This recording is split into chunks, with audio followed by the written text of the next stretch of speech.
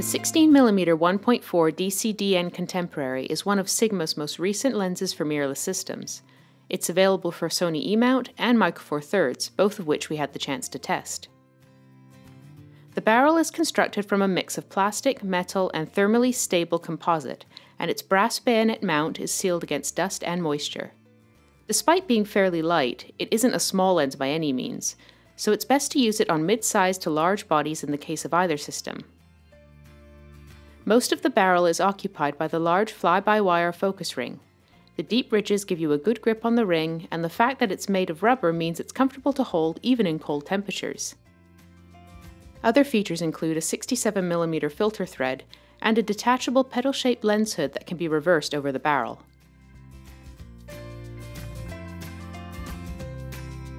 In 35mm terms, the Sony version gives you an equivalent field of view close to 24mm.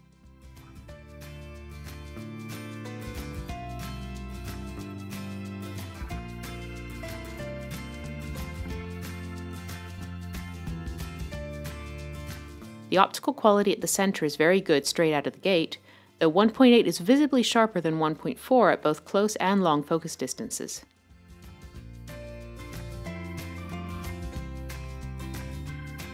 The lens gives its best performance between f2 and f5.6, and I have to say that all values look very similar in this range.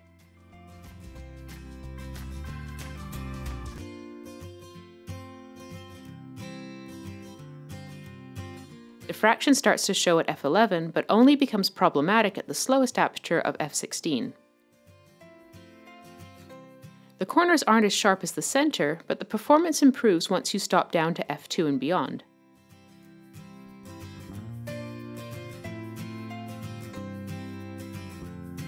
The bright 1.4 aperture lets you achieve a smooth and attractive bouquet.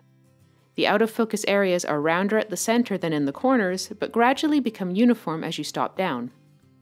By f2.8, they start to take on the appearance of the 9-blade aperture.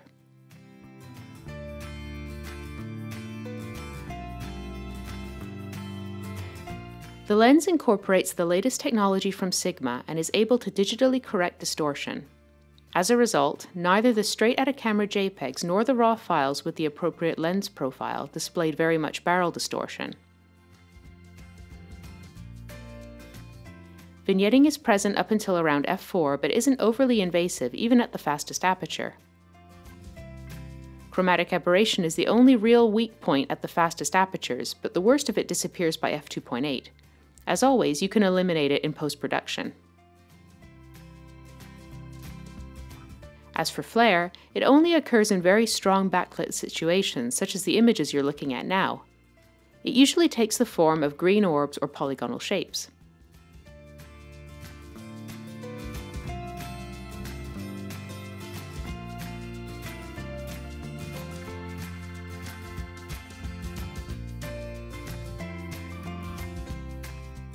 The optical design of the two versions is exactly the same. However, there are a few differences that can be of interest to Micro Four Thirds users.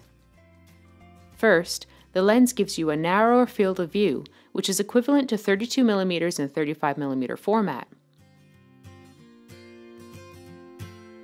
Because the lens is designed to cover a larger sensor, Micro Four Thirds cameras use a more central portion of the frame. This allows you to achieve slightly sharper results in the corners since the camera isn't using the very edges of the lens. The bokeh characteristics remain the same, and since the lens gives you a narrower field of view, we found it more useful for subject separation. The results can be quite nice as long as you maintain a reasonably short focus distance.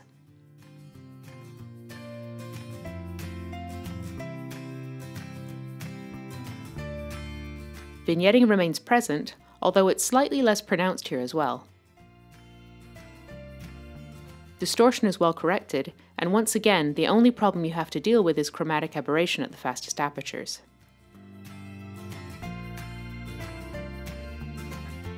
The Sigma 16mm features an internal focus unit driven by an internal stepping motor, allowing for quick and accurate performance for stills and video. The only time it ever made any noise was in continuous autofocus for stills, since it was constantly adjusting the focus point. In all other modes, it was deadly silent. It performed well on both our Sony a6300 and our Panasonic GX85. At approximately $450 US, the Sigma 16mm is definitely a lens worth considering no matter which camera system you use. In the case of Micro Four Thirds, it's less expensive than the Olympus 17mm 1.2 by a long shot, yet provides a slightly faster aperture than the Olympus 17mm 1.8, whose performance and price tag are similar.